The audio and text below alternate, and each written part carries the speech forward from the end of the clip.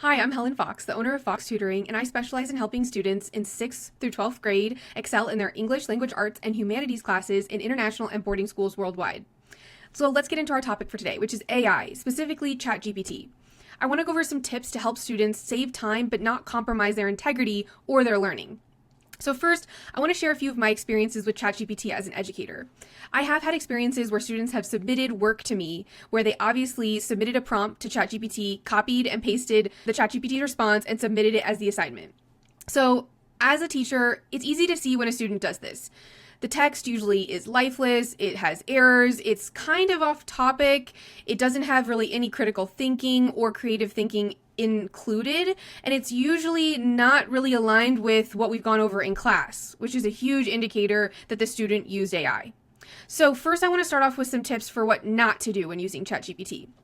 So first, I would not suggest using it to produce writing of any kind. Creative writing, analytical writing, literary essays, research papers, don't use it to produce writing.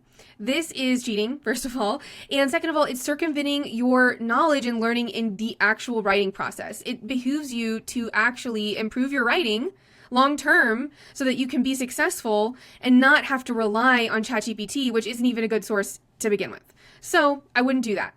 Secondly, I wouldn't ask it to come up with creative ideas for you or ideas that are going to be at the heart of your line of reasoning in your essay, like your thematic statement or your thesis statement. Looking at ChatGPT for example thesis statements to learn how to create a better one might be okay, but it's probably not going to help you with what your teacher is asking for, because your teacher probably has specific requirements, and if you use the example on ChatGPT, it's just going to seem a little off and raise red flags. So that's why you should not do that. Also, don't ask it for word quotes from text. ChatGPT doesn't have access to most texts, word-for-word quotes, that is, and so it's not a good source for that. You need to go to the book and be reading the book to get evidence. There's no way around that. Lastly, literary criticism. I would not ask it for research articles and literary criticism pieces. You should be using JSTOR and ProQuest for that. I did an example test to see if I could find any on ChatGPT or if it would be a good resource for them, and it wasn't. So, now, what are some good ways to use ChatGPT?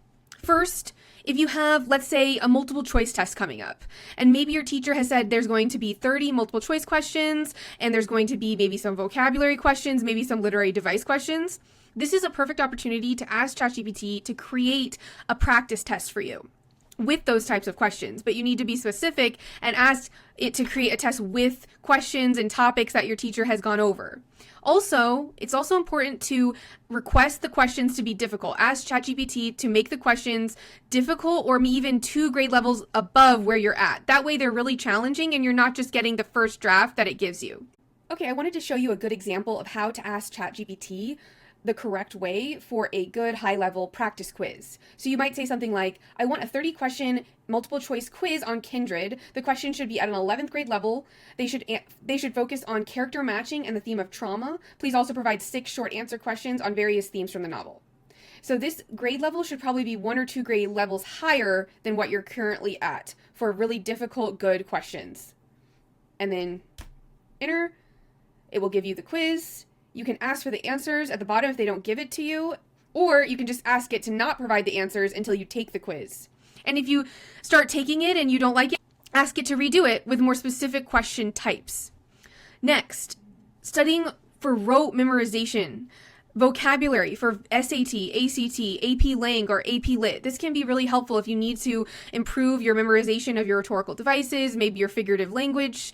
That's really helpful, and you can also use it to create tests and to create tests for that kind of information, which I think is helpful and not cheating.